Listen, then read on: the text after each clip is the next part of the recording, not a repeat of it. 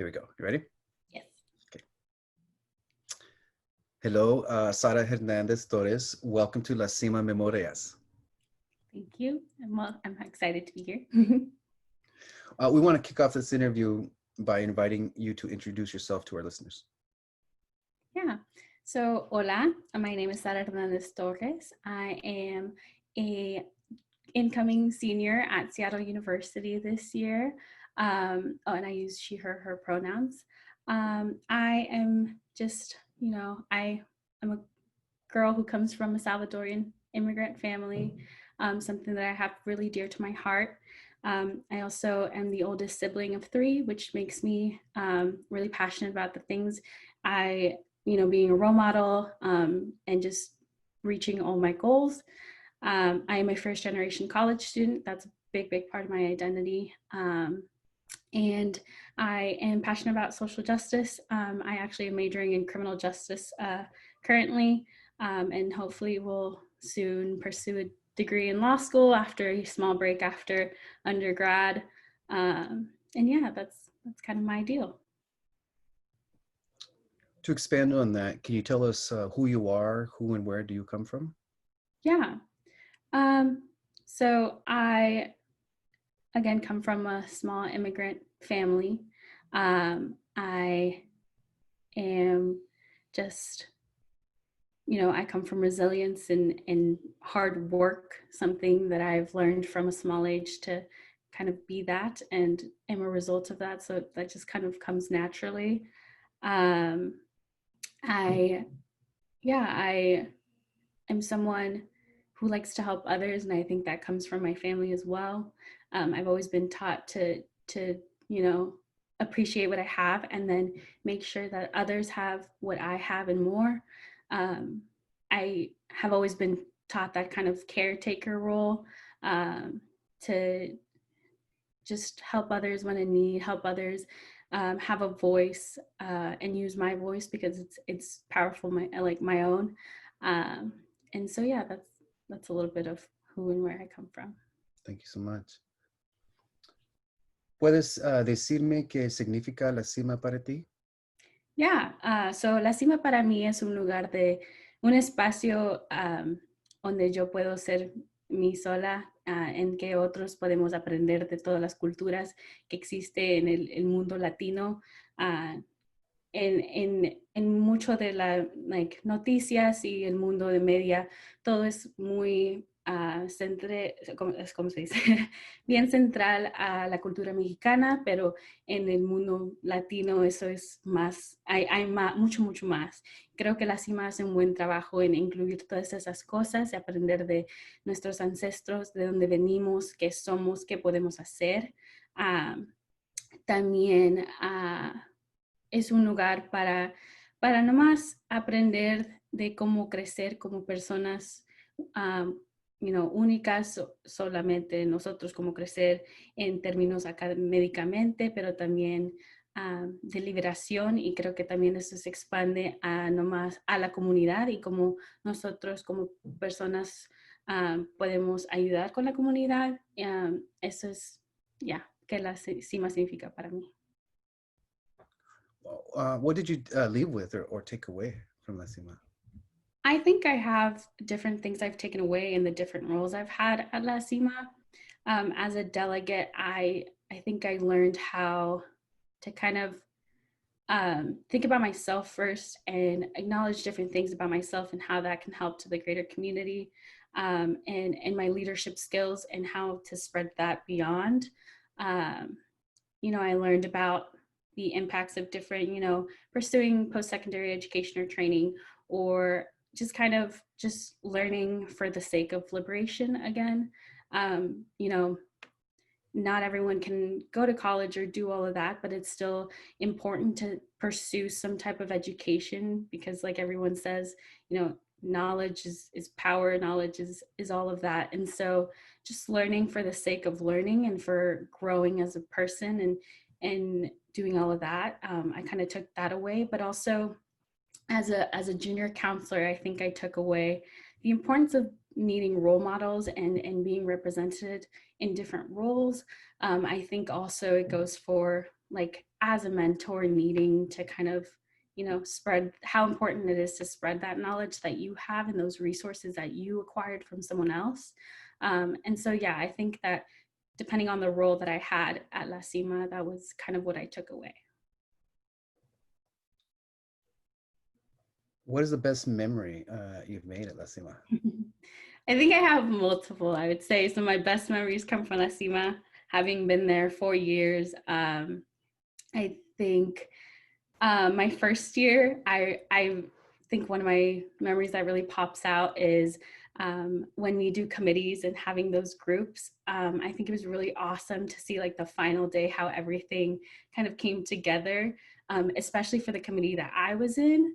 I think it was great because before La Cima, I was really kind of quiet and introverted, not a person who kind of like steps in the role of a leader. And so for that year, I remember as a delegate in my committee, I actually led the events that we held. And I think that for me was really, really powerful. And I loved it. So then the next year is kind of, it happened again. And it was just that first year was awesome to see what I could do and what like a team could do when given like the resources. I think that was really, really great. And I also have met like my best friend from La Cima, so that's another perk out of it. But yeah. Wow, that's wonderful. Um, ¿Qué te mantiene motivado en este momento? Yeah, yo creo que estos momentos son un poco difíciles en términos de que hay tantas cosas pasando, pero lo que me tiene motivada para seguir, um, you know, seguir es, creo que saber que hay mucho trabajo que hacer en todo aspecto de esa frase. Hay mucho que hacer en términos de mi familia, en términos de mí misma, en términos de la comunidad y el mundo. Yo creo que también es, conectarme con gente que piensa igual en esas maneras me motiva también mucho porque tenemos la misma mentalidad perseverancia y trabajo duro y pensar en maneras de luchar por otros y creo que eso es lo que me motiva mucho en este momento. It's beautiful. What's oh, sorry.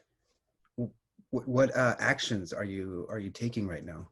Yeah, I think especially this past quarter being focused on my classes and getting my degree. I think, in school, that's a really, really big action to take. And it's one that takes up most of my entire life at the moment. And so doing that, I took extra classes this quarter to really learn about social justice and the ways and to translate that to the greater community and make knowledge more accessible. I am not a social work major, but I took a few social work classes this quarter in ways to learn and how to spread those resources. I also have been working, have two jobs while I go to school as well. I work for a nonprofit preschool organization that works to step in early childhood education and really make it so that kids receive the same quality education as kids in under-resourced and resourced communities so that everyone is at the same level when they get to kindergarten and beyond. So they're ready for school and kind of breaks that gap of, breaking poverty cycles and, higher risk of going into post-secondary education, kind of all those things. So I've been working there for the past 2 years, kind of trying to work in ways to make that more efficient, to make that more accessible for many communities that need it. I've also been working at a middle school in Seattle where I go to school as a mentor for middle schoolers who are in this very pivotal age, very confusing age where they don't know who they are, what they're doing. And I think middle school too is an age where the education system really doesn't pay attention to them.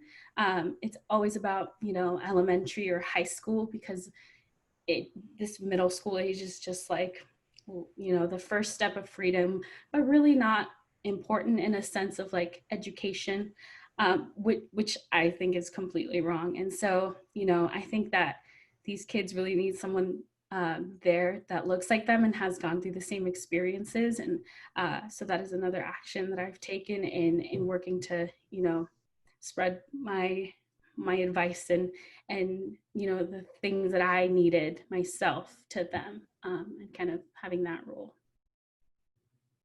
Well, I'm inspired. Thank you. To wrap up our interview, we'll do some lightning round questions. Are you ready? Yes.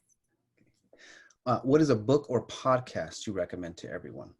Yeah, a book I recommend to everyone is How to Say No by Stephen Hopkins. I actually read it not too long ago. I think it's something that people need to hear, and especially as I think as a Latina woman, we're kind of expected to always do what everyone expects us to do, but we need those boundaries, and it's so important to have those to avoid burnout and everything else. And I think it's a really good book, so everyone should definitely read that. Outstanding. What is a piece of advice you would say to your younger self or you wish you had heard when you were younger? Yeah, I think I would have benefited off of hearing that it's okay to not be perfect. It's okay to not do your best, and to have those boundaries. Again, I think it's super important for me, especially with, I think having boundaries with people close to you is so important, and saying no is important to people close to you because it gives ways to more meaningful yeses, but it's so hard to say no that we never do it. So I think I'm gonna take that advice. What is a call to action you have for our listeners? Yeah, I think call to action, I would say, is to listen, learn, and then share that, whatever it is in whatever circumstance that you're listening and learning from, uh, and kind of making sure that you're listening correctly and learning correctly, and then spreading that correctly. Everyone has an influence. It doesn't matter how small you think it is. And so use it and use it well. It's really important. Is there anyone that you would like to offer any gratitude or give thanks to? Yeah, I would like to give gratitude to my parents, for being really supportive this quarter. That was really, really hard. Oh, sorry. Can I start over? Yeah. Okay. Okay, I'll start over. So I would like to give gratitude to my parents for really being supportive throughout this quarter. My best friend Tiffany, who also is from La Cima, she was really supportive this quarter and really helpful. And I think just like everyone from my community that has been really supportive this quarter, which has been really hard. I would love to give gratitude, and to you, Vincent, for making La Cima, which has been so life-changing. Thank you so much. Yeah. I really appreciate you making time. This is a big deal for us. With camp not happening, Yeah. we want to connect with people, and students, and